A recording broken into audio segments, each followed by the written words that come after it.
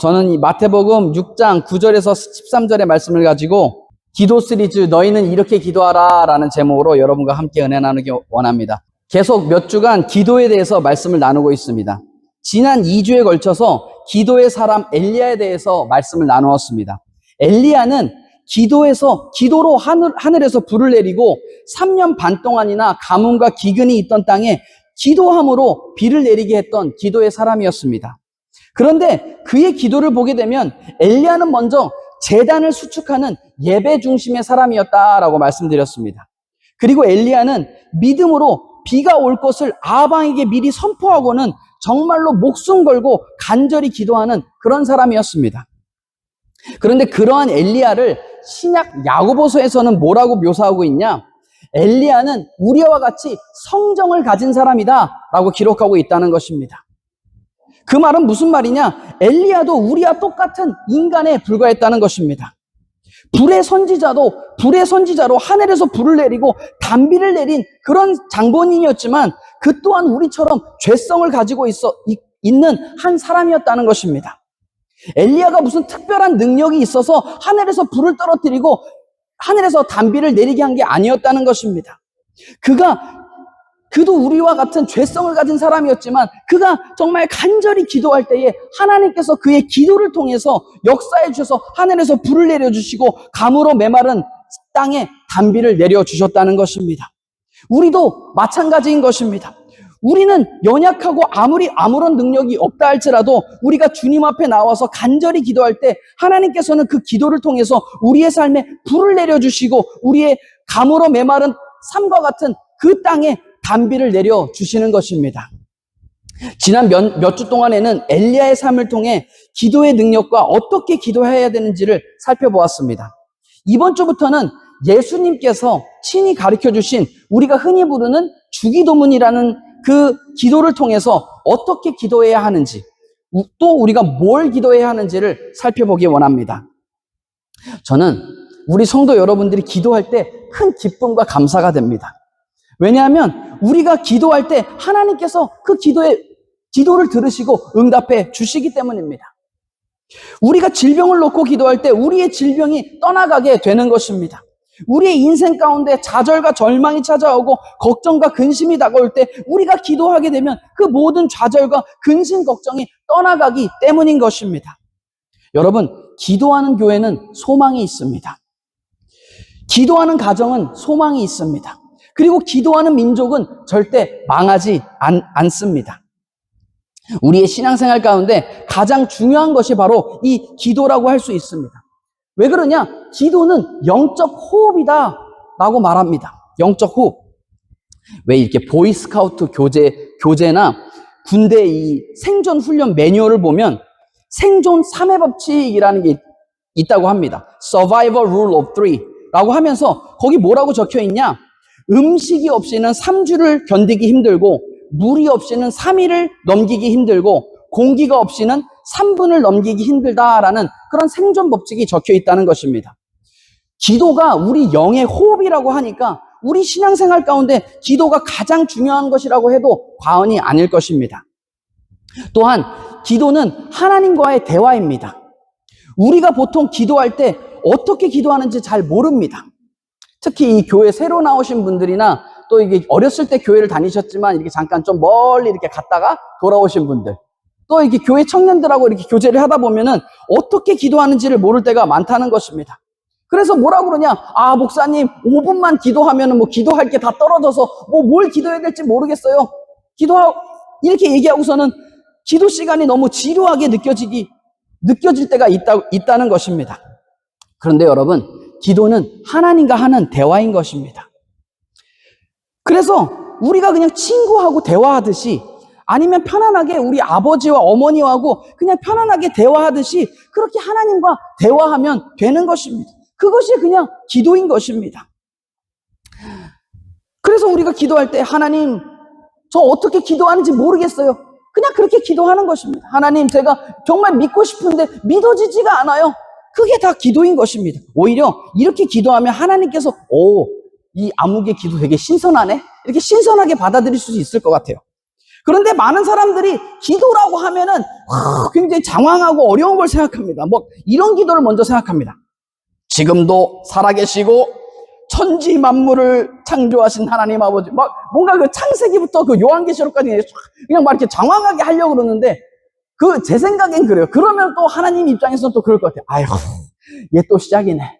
하나님도 지루할 것 같은 그런 기도를 먼저 생각한다는 것입니다. 그런데 여러분, 기도는 그렇게 장황하고 어려운 것이 아닙니다. 기도는 그냥 우리가 편안한 마음으로 하나님과 우리 그냥 친구나 아버지와 어머니하고 대화하듯이 그냥 대화하는 것이 기도라는 것입니다.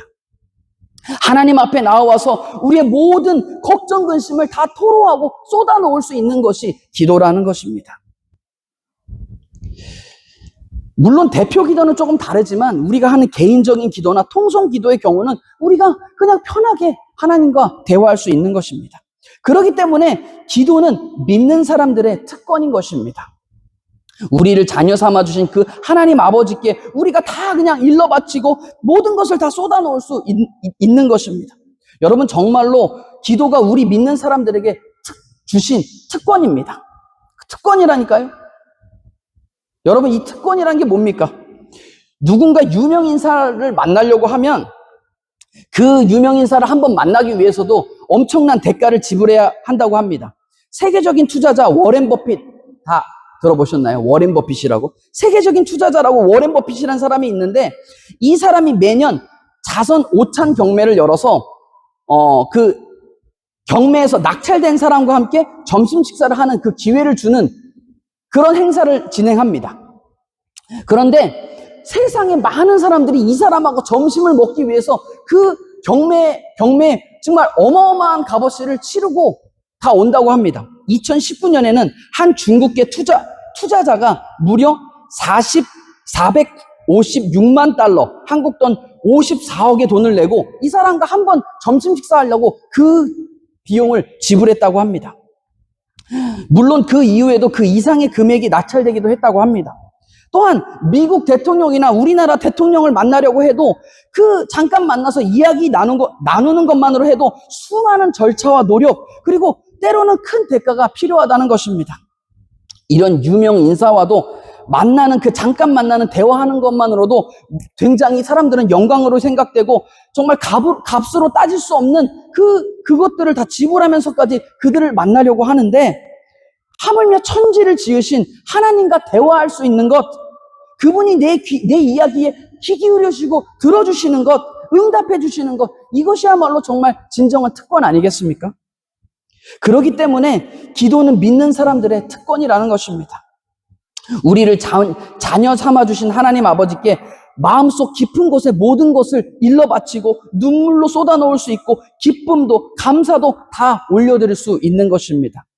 여러분, 기도는 믿는 자에게 주신 최고의 특권입니다. 이 특권을 마음껏 누리시는 저와 여러분 되시기를 주님의 이름으로 축원드립니다. 정말로 우리 기도에 하나님은 응답해 주시는 좋으신 하나님이십니다. 여러분, 이것을 믿으십니까? 하나님께서는 우리 기도에 모든 기도에 응답해 주시는 것입니다. 그러면 기도가 왜 중요하냐?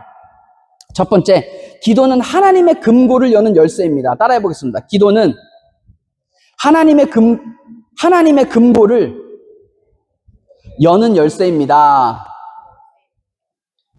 오늘 오다가 싸우셨나요? 오늘따라 목소리가 좀 작으시고 반응이 좀 뜸하신 것 같은데, 기도는 하나님의 금고를 여는 열쇠라는 것입니다. 여러분, 하나님이 누구십니까? 천지 만물, 이 세상의 모든 것을 지으신 전지전능하신 하나님이시라는 것입니다. 그 하나님께서 우리를 너무나 사랑하셔서 우리를 택해 주시고 우리를 구원해 주셨습니다. 그리고 이를 위해 독생자 예수를 보내주셨다는 것입니다. 그런 주님께서 말씀하십니다. 마태복음 7장 7절에서 8절에 이렇게 기록합니다. 구하라, 그리하면 너희에게 주실 것이요, 찾으라, 그리하면 찾아낼 것이요, 문을 두드리라, 그리하면 너희에게 열릴 것이니, 구하는 이마다 받을 것이요, 찾는 이는 찾아낼 것이요, 두드리는 이에게는 열릴 것이니라 라고 기록합니다.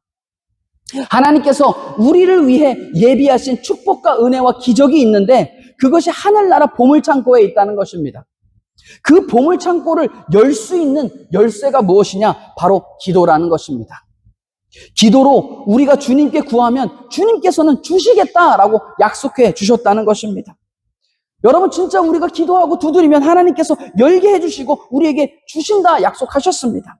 우리가 구하면 주시고 찾으면 찾게 해주시고 두드리면 열리게 해주시는 것입니다. 구하는 이마다 받을 것이요 찾는 이는 찾아낼 것이요 두드리는 이에게는 열릴 것이니라 라고 성경은 기록한다는 것입니다.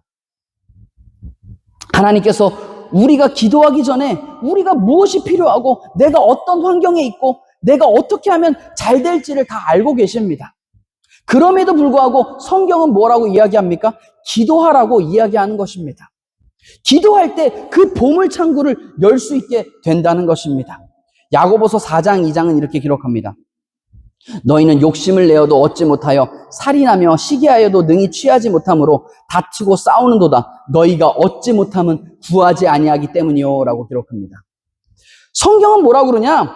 우리가 아무리 욕심을 내고 막 얻으려고 막 하고 그리고 싸우고 다투고 시기하고 고문분투하고 갖은 애를 쓴다는 것입니다. 그런데 얻지 못한다는 것입니다. 왜 그러냐? 성경은 뭐라고 그러냐? 우리가 얻지 못함은 구하지 아니하기 때문이다 라고 기록한다는 것입니다. 하나님이 우리의 필요를 다 알고 계시지만 그럼에도 불구하고 우리가 기도하길 원하고 계시는 것입니다. 오늘 본문에도 보면 뭐라고까지 예수님께서 우리에게 기도하라고 그러시냐? 본문 11절에 이렇게 기록합니다. 다시 같이 읽겠습니다. 오늘 우리에게 일용할 양식을 주시옵고 라고 기록합니다. 오늘 우리에게 일용할 양식을 달라라고 기도하라는 것입니다. 이게 예수님이 친히 가르쳐 주신 기도인데 어떻게 기도하라 그러냐? 우리에게 주님 오늘도 일용할 양식을 주십시오라고 기도하라는 뜻입니다. 기도하라는 말입니다. 주님, 이게 무슨 말이냐? 주님, 우리가 오늘 뭐 먹을까요? 이런 것까지 기도하라는 그런 뜻인 것입니다. 우리의 삶의 작은 필요까지도 기도로 구하라는 것입니다. 어쩌면 우리가 이러한 기도를 하찮게 여길 수 있는데 그 작은 기도라도 하나님께서는 기뻐하시며 그만큼 하나님께서는 우리의 삶 속에 친밀하게 관여하기 원하신다는 것입니다. 어떻게 보면 전지전능하신 하나님께서 우리의 필요를 다 알고 계시지만 왜 굳이 오늘 먹을 양식까지 구하라고 하시냐? 의문이 들 수 있습니다. 그렇죠? 그런데 생각해보면 우리가 누군가를 정말 사랑하는 사람이 있으면 그 사람이 무엇을 먹을지까지 궁금해한다는 것입니다. 그 사람이 뭘 먹는지, 무슨 음식을 좋아하는지, 점심은 뭘 먹었는지, 저녁은 뭘 먹었는지 묻게 된다는 것입니다. 뭐 크고 대단한 일이 아니라 이런 사소한 일상에 관심을 갖게 되는 것이 사랑 아니겠습니까? 우리가 뭘 먹는지까지 알기 원하시고 그런 사소한 것까지 우리의 삶에 관여하기 원하시는 그 주님의 사랑이 느껴지십니까? 그렇기 때문에 일용할 양식을 위해서도 기도하라라고 하셨다는 것입니다. 두 번째로는 영감을 얻기 위해서 기도가 필요합니다. 따라해 보겠습니다. 영감을 얻기 위해서 기도가 필요합니다. 우리가 기도할 때 생기는 가장 큰 유익 중에 하나가 바로 영감입니다. 여기서 말하는 영감은 할머니들이 뭐 좋아하는 그 영감, 그게 아니고 세 가지 의미를 담고 있습니다. 한 가지는 영적인 민감성을 의미합니다. 우리가 신앙생활하면서 이 영적인 민감성이 아주 중요하다는 것입니다. 우리가 예수 믿고 구원받은 이후에 우리 모두는 하나님의 인도하심을 받아 살게 되어 있습니다. 그런데 하나님께서 우리의 삶을 어떻게 인도하시냐? 성령님을 통해서 우리의 삶을 인도하신다라고 성경은 기록하고 있습니다. 성령님을 통해서 인도하시는데 성령님은 또 우리의 삶을 어떻게 인도하시냐? 여러 가지 방법으로 인도해 주십니다. 때로는 주변 환경을 통해서, 때로는 주변 사람들을 통해서, 때로는 음성을 들려주시기도 하고, 때로는 환상을 통해서 보여주시기도 합니다. 그런데 가장 보편적인 방법은 무엇이냐? 성령님께서 말씀을 통해 우리를 인도해 주신다는 것입니다. 우리가 영적으로 근데 민감해져야 성령님께서 우리에게 해주시는 그 말씀을 우리가 들을 수 있고 그 말씀에 따라 순종할 수 있게 된다는 것입니다. 영적으로 민감하다는 것은 마치 이렇게 칼을 가는 것과 같습니다. 칼을 갈면 그 칼이 아주 그냥 날카롭게 이게 날이 서 있지 않습니까? 그런 것과 같이 우리의 영이 아주 민감하게 되면 성령님이 하시는 그 말씀과 그 인도하심을 받아 살 수 있게 된다는 것입니다. 성령님의 그 말씀과 인도하심에 우리가 민감하게 반응할 수 있게 된다는 것입니다. 둘째로는 영감은 하나님께서 주시는 영감 또는 아이디어를 이야기합니다. 우리가 기도할 때 성령님께서 우리의 마음과 생각에 새로운 깨달음과 아이디어를 불어넣어 주십니다. 왜 예체능 하시는 분들이 이렇게 영감이 필요하다고 그러죠. 특히나 예체능 하시는 분들은 뭔가 막 작곡을 할 때나 그림 그릴 때나 영감이 필요하다고 이야기합니다. 근데 그러한 영감을 주신다는 것입니다. 뭐 예체능 하는 사람뿐만이 아니고 우리 모두가 그 영감이 필요한 것입니다. 말씀을 읽을 때도 기도함으로 읽게 되면 그 성경 말씀을 통해 우리의 삶에 조명해 주시는, 우리가 갈 바를 알지 못하고 갈팡질팡할 때 우리 갈 길을 알려주시는 그 성령의 그 영감, 말씀을 통해 주시는 우리의 그 레마의 말씀이 있다는 것입니다. 그 말씀을 통해서 우리를 인도해 주십니다. 그런 것뿐만 아니라 우리 인생 가운데 어떤 한 아이디어, 한 영감이 우리의 인생을 바꾼다는 것입니다. 제가 설교에서도 자주 인용하는 닉 부이치치라는 사람이 있습니다.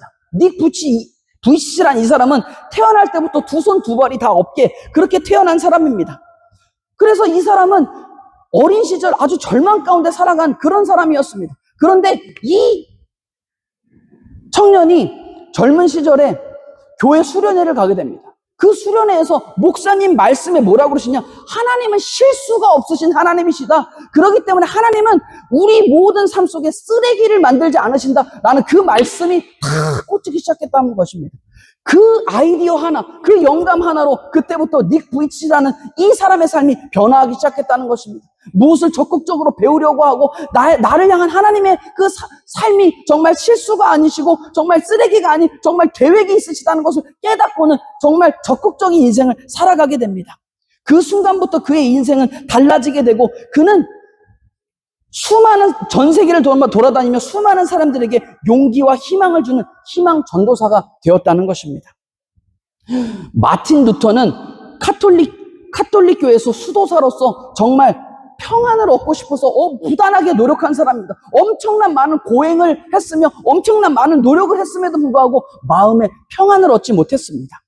그러나 그가 성경을 읽는 중에 로마서 1장 17절의 말씀에 그의 영과 혼과 육을 쪼개는 경험을 하게 됩니다. 거기서 뭐라 그러냐? 의인은 믿음으로 말미암아 살리라라는 그 말씀이 그의 마음속에 깊이 깨달아지고 구원은 행위가 아니라 믿음으로 주어진다는 그 진리의 말씀을 깨닫고 그의 인생이 바뀌기 시작합니다.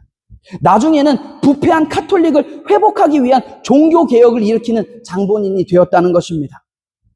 헬렌 켈러도 생후 19개월 때 고열로 인한 병으로 청력과 시력을 동시에 잃어버리고 맙니다. 그녀도 절망적인 어린 시절을 보내며 세상과 단절된 채 근심과 좌절 속에서 성장했습니다. 그러던 어느 날 설리반이라는 선생님을 만나게 되었는데 사실 헬렌 켈러의 삶 가운데 선생님을 전혀 만나보지 않은 게 아닙니다. 그 설리반 선생님 전에도 많은 선생님들이 있었지만 설리반 선생님이 뭘 하시냐?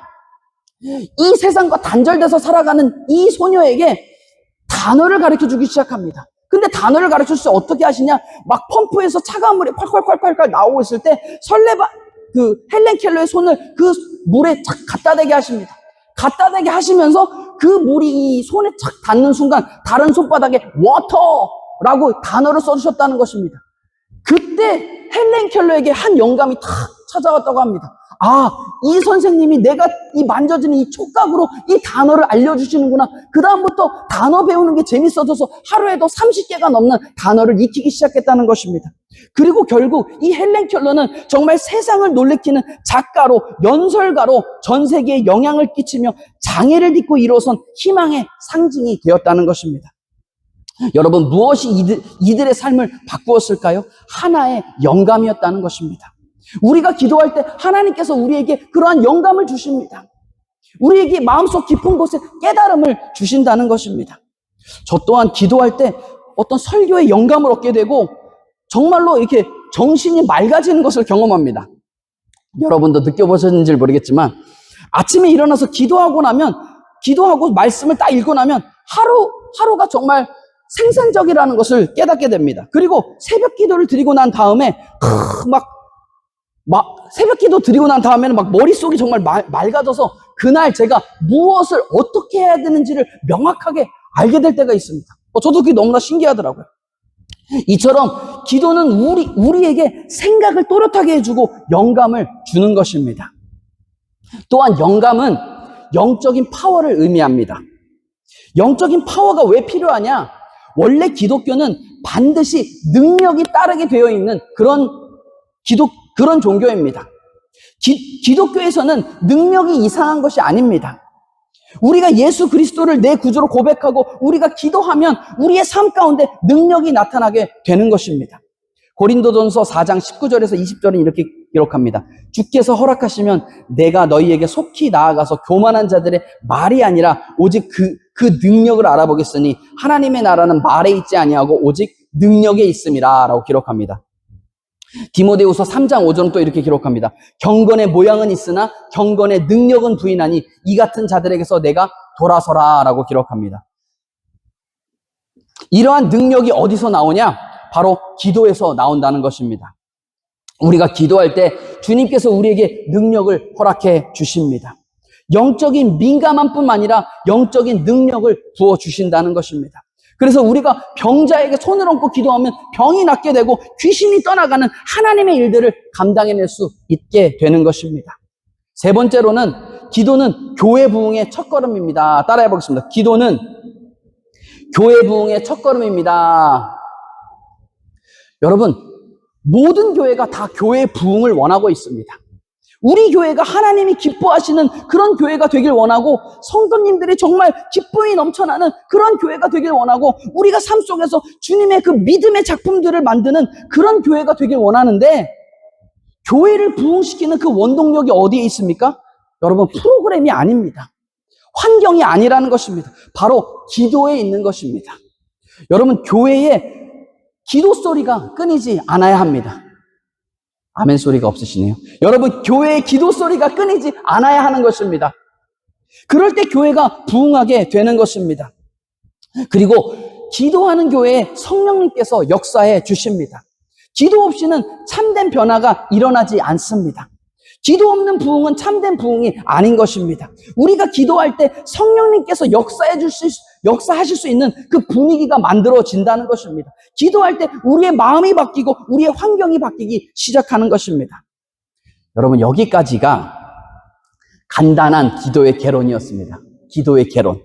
앞으로 이제 몇 주간에 걸쳐서 계속 기도에 대한 말씀을 나눌 텐데 그 어느 때보다 기도가 필요하다는 생각이 듭니다. 새 학기가 시작되고 바캉스를 다녀와서 우리의 마음을 새롭게 다잡게 되는 9월입니다. 어떻게 보면 프랑스나 유럽에서는 새해가 시작하는 1월보다 이 9월이 더 중요하다라고 생각이 듭니다. 어떤 면에서는 해이해진 우리의 삶을 다잡고 다시 한번 우리의 인생을 주님 주시는 지혜와 능력으로 다시 한번 헤쳐나가기 위해서 이 9월이 중요하다는 것입니다.